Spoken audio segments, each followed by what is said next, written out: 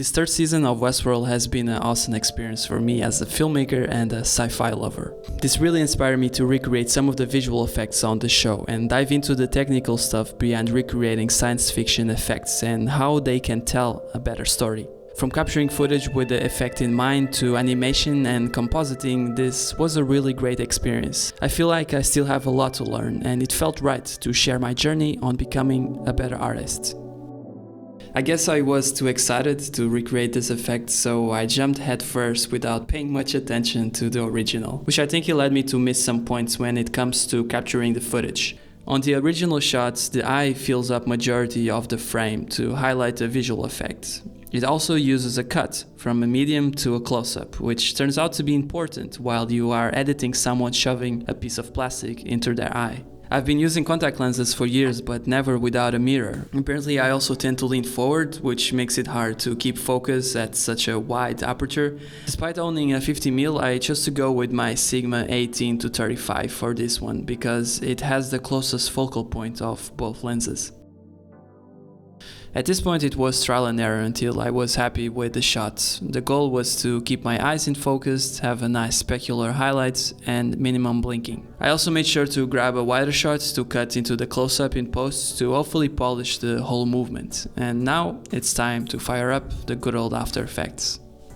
I started by motion tracking the pupil using a position tracker and applied the track to a null object. At this point it is good practice to check if the track sticks to the footage by parenting a circular shape to the null. It's also interesting to turn the shape into a 3D object and rotate it around so it can fix any perspective issues. I then pre-compose the shape layer, and now I have a clean composition to work on the design. But first, the painful part. So with these 3 layers done, the fun part begins for me, animating the lens effect. I really dig the style they used on the show, a smooth motion, a mix between big shapes and small details, and the realistic blend between the emission and footage. Using these guidelines, I try to recreate the one used on the show, combining shape layers, fractal noises, and rough edges effects. I got so in it that in fact I created 5 different designs, which you can download along with the project files for this effect. I'm quite used to creating these motion graphic elements, but I found that compositing them into eyes can quickly turn very unrealistic. This is definitely where I spend the most time, and I think I came up with a method which I think it looks nice and it blends naturally into my footage. Because I created this myself, I had access to the alpha channel, but because I wanted you to follow along, I then rendered those assets into a black background and then used those assets to continue compositing. I wanted the element to still retain a level of complexity seen in the eye with both motion and color. For this I used the color dodge. I love how it retains the color information of the layer below. The other major offenders now is too sharp and no glow. After a lot of trial and error, I came up with this effect stack, which blurs the effect, creating a nice glow, and then composites the original effect back in with a screen blend mode. This was the best way I found to create a realistic glow effect similar to the show, but if you know a better way, let me know. The next step was to fix the exposure, using the exposure effect together with some color tools.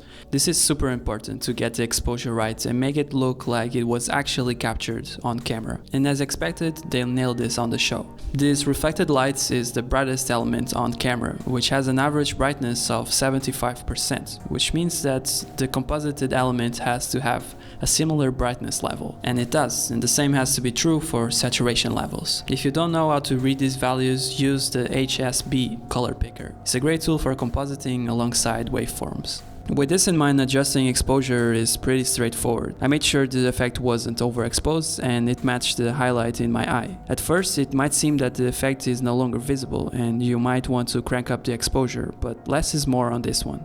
In the original shots, the graphics also have a nice blue tint to them. The last effect in the stack is UV saturation, set to colorize, which creates a nice color tint which can be mixed well with the footage colors. Now that the effect is done, I cut in the medium shots so that the whole movement felt more natural, color corrected and graded to match the show, and it's done.